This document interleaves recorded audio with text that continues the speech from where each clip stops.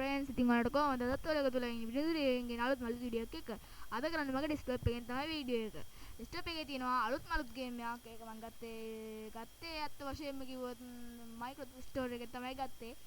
ඒක තමයි Angry Bird 2 එක මේක මට උනා ඒක ගේම් එක සයිස් එක උනා මට 400 MB 432ක් වගේ හරි ඉතින් දැන් අපි ගේම් එක ප්ලේ කරලා බලමු ඉතින් සුපර් ගේම් එකක්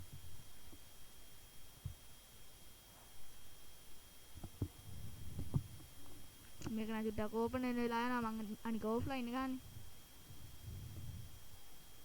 මම එක්ක ඔයාලට ස්පීඩ් කරලා දාන්න